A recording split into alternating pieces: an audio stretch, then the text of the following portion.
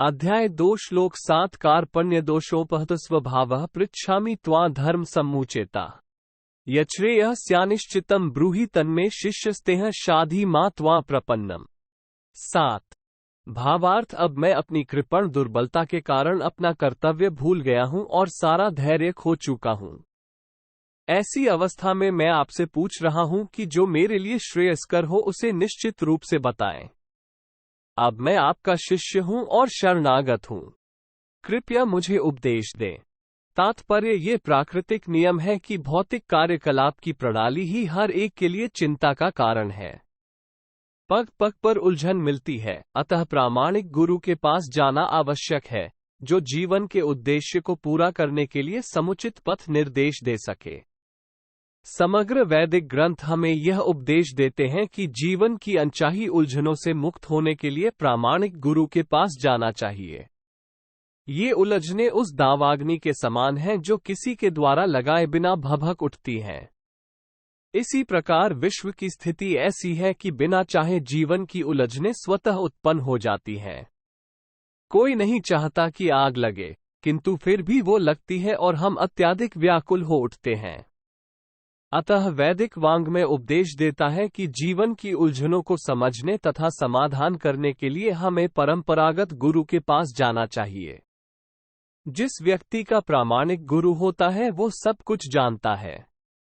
अतः मनुष्य को भौतिक उलझनों में न रहकर गुरु के पास जाना चाहिए। यही इस श्लोक का तात्पर्य है। आखिर भौतिक उलझनों में कौन सा व्यक्ति पड़ता है? वो जो जीवन की समस्याओं को नहीं समझता।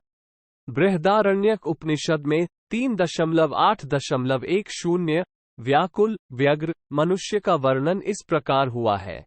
यो वा एतदक्षर गार्ग्य विदिवास्मालोकात् प्रैतिस्कृपणा। कृपण वो है जो मानव जीवन की समस्याओं को हल नहीं करता और आत्म साक्षात्कार के विज्ञान को समझे बिना कुकर सूक की भांति संसार को त्याग कर चला जाता है। जीव के लिए मनुष्य जीवन अत्यंत मूल्यवान निधि है, जिसका उपयोग वो अपने जीवन की समस्याओं को हल करने में कर सकता है। अतः जो इस अवसर का लाभ नहीं उठाता वो कृपण है। ब्राह्मण इसके विपरीत होता है, जो इस शरीर का उपयोग जीवन की समस्त समस्याओं को हल करने में करता है। यह एतदक्षर गार्गी विधिवास्मालोकात् प्रति स ब्राह्मणा। देहात्म बुद्धि वश कृपण या कंजूस लोग अपना सारा समय परिवार, समाज, देश आदि के अत्यधिक प्रेम में गंवा देते हैं। मनुष्य प्राय चर्म रोग के आधार पर अपने पारिवारिक जीवन अर्थात पत्नी, बच्चों तथा परिजनों में आसक्त रहता है।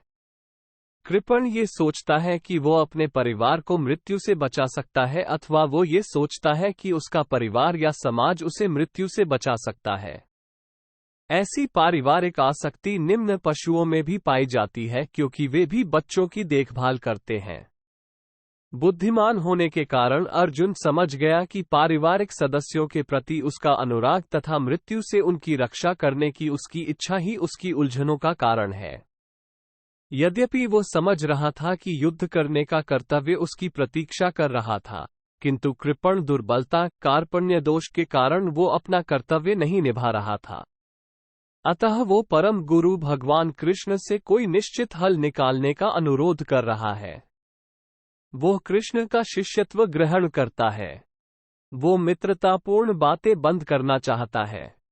गुरु तथा शिष्य की बातें गंभीर होती हैं और अब अर्जुन अपने मान्य गुरु के समक्ष गंभीरतापूर्वक बातें करना चाहता है। इसीलिए कृष्ण भगवद गीता ज्ञान के आदि गुरु है और अर्जुन गीता समझने वाला प्रथम शिष्य है। अर्जुन भगवद गीता को किस तरह समझता है ये गीता में वर्णित है। तो भी मूर्ख संसारी विद्वान बताते हैं कि किसी को मनुष्य रूप कृष्ण की नहीं बल्कि अजन्मा कृष्ण की शरण ग्रहण करनी चाहिए। कृष्ण के अंतः तथा बाह्य में कोई अंतर नहीं है। इस ज्ञान के बिना जो भगवद गीता को समझने का प्रयास करता है वो सबसे बड़ा मूर्ख है।